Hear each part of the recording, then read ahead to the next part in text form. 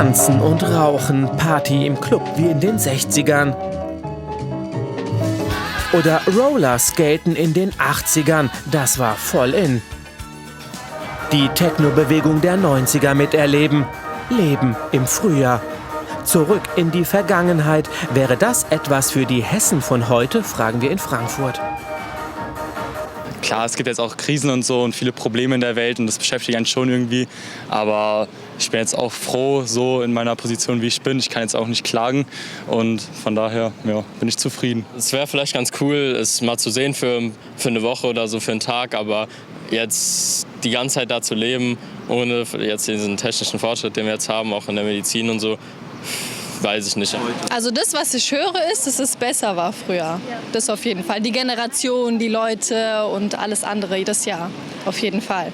Also ich lebe jetzt in dieser Zeit ganz gern und Vergangenheit ist ein bisschen Romantik und man war halt früher jung, war eher optimistisch. Das, glaube ich, sind eher ältere Leute, die in der Vergangenheit leben wollen. Ich würde auch gerne in der Vergangenheit leben. Warum?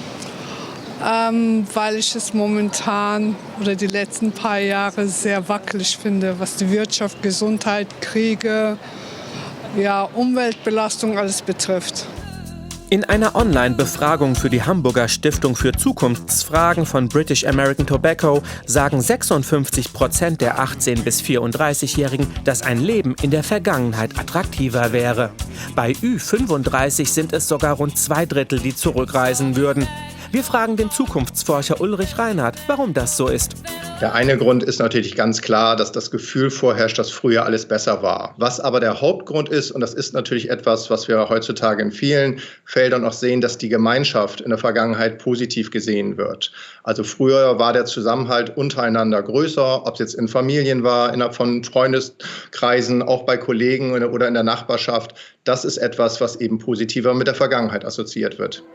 Klar, Corona, Umwelt- und Klimakrise, das drückt aktuell auf die Stimmung. Dazu noch der Krieg in der Ukraine. Unweigerlich denken wir an die Vergangenheit, wo alles besser schien. Aber war wirklich alles besser früher?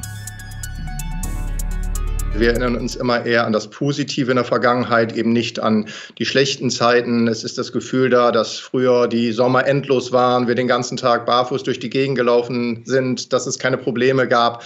Aber das ist natürlich wirklich nicht der Fall gewesen. Also alleine, wenn ich mir mein Leben anschaue, Ölenergiekrise in den 70er Jahren, dann erster Golfkrieg, Tschernobyl 86. Wir schauen uns an, dass es dann den zweiten Golfkrieg gab. Es gab Fukushima, es gab 9/11, es gab die Wirtschafts-, Finanz-, Eurokrise. Also wir könnten es immer weiter fortsetzen.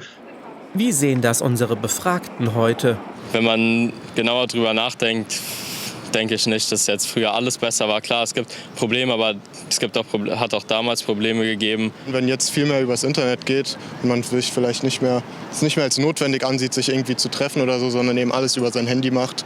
Und das kann natürlich dann sein, dass man eben digitaler sich eher verständigt, als sich jetzt zum Beispiel im richtigen Leben dann zu treffen. Ich glaube, früher war es viel schöner so. Also es war viel schöner, rauszugehen, also zu besuchen, Familie, alles. Und jetzt ist das alles so, finde ich, ein bisschen kälter geworden.